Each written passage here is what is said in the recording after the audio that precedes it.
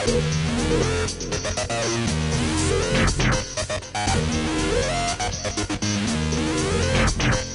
want to take just a moment and talk to you about grouping objects in your level.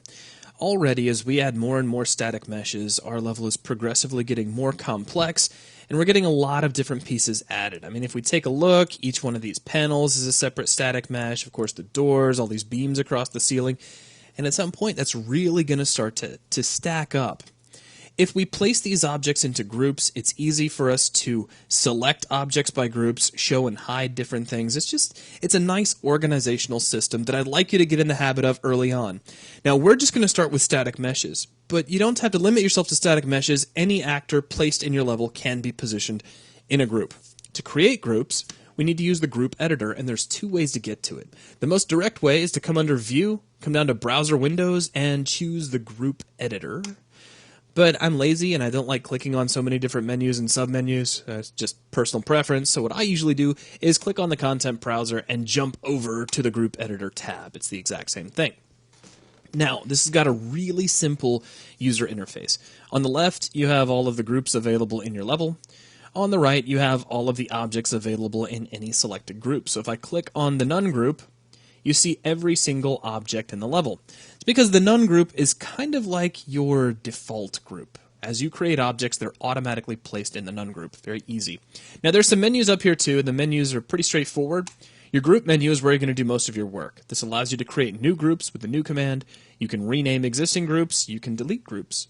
You can add or remove selected actors from a group. Note that delete selected actors from group will not delete the actual actor. It's just going to pull it out of that group. You can select actors or deselect actors using the groups, and you can make all groups visible.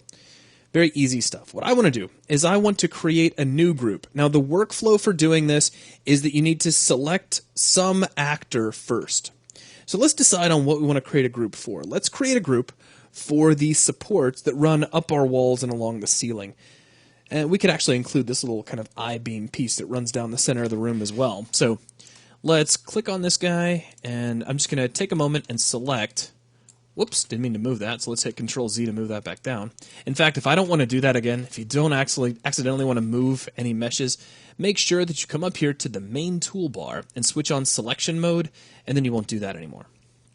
So now let's hold down Control, and I'm just selecting all of the meshes that make up the supports. And grab all these guys, and I'll try to do this all in one go. So that's these two, and then these two, and then we'll rotate the camera around and grab these guys and the corner piece and all the way down and there and there. So there's all of our supports. Now with these guys selected, we're just going to go to Group, choose New, and it's going to ask you for a group name. An obvious name for this might be Supports. Hit OK. And there we go. Now, we didn't notice much of a change here, but what happened is all of these static meshes were pulled out of the None group and placed in the Supports group. So we can click, and there we go. Now, kind of a cool additional bonus feature is that now if I uncheck Supports, those objects actually disappear. Now, if they're still on inside the group editor, if you leave this checkbox on, you can also come over here to your viewport options. And if we scroll down, you'll see Hidden Groups. We can check supports in here, and we can hide them from the actual viewport. Now, this is on a viewport-by-viewport basis if you use this menu. So we're only hiding them in perspective right now. Just also keep in mind, however, that settings inside the group editor kind of trump any settings inside the viewport options. So if we switch off their visibility here, we can't switch their visibility back on here inside the hidden groups. Even if we hit show all, they still stay hidden until we come over here and make sure they're on in the group editor. So if you're having problems with visibility, make sure that you do check your settings in the group editor. All right, now I want to add this center I-beam as well as the supports for it into the supports group. So let's grab all of this. Now to do this, we just select the actors we need, come into the group menu, and let's choose Add Selected Actors to Group. I'm going to make sure I have the supports group selected first, and we do. And there we go. So now as I hide that, you'll notice all those disappear, which is great. Now let's create a group for all of these actors. So the door and all these really cool wall panel pieces that we stuck in over here. And with all those selected, we'll just go to Group, New Group, and we'll call this door, wall, paneling, and hit OK. And now we can hide that if we want to. And a really cool way to do this, and this is just one of those things, if you switch over to your lighting only mode, you can eventually take this down to where all you see are some bare walls. So I'm just going to select all of my shelving here.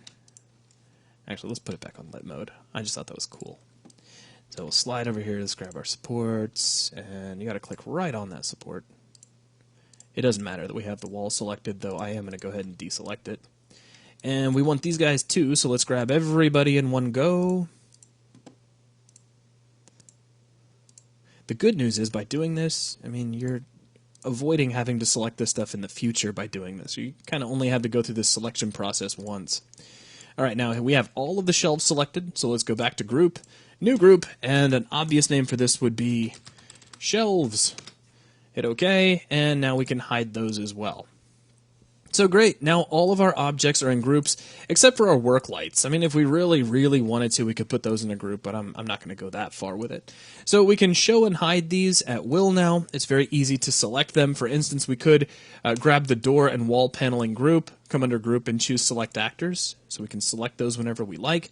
Now, moving forward from here, I'm going to in the next video, open up a level that's already got all of its static meshes in it, and those are going to be broken down into groups. And what I'm going to do is take you on a tour of what was placed and how the groups actually worked out, so you can see how it was constructed and rebuild it on your own if you so desire. However, I recommend that you kind of build your own level from this point. If you'd like to follow along, you're going to get all the information you need by checking out the groups in the next video, but you're armed now. You know how to bring in static meshes, you know how to place materials. You've got all kinds of power at your fingertips, so I recommend you make use of it. That's going to wrap things up for this video. Be sure to save your level, and I'll catch you in the next video.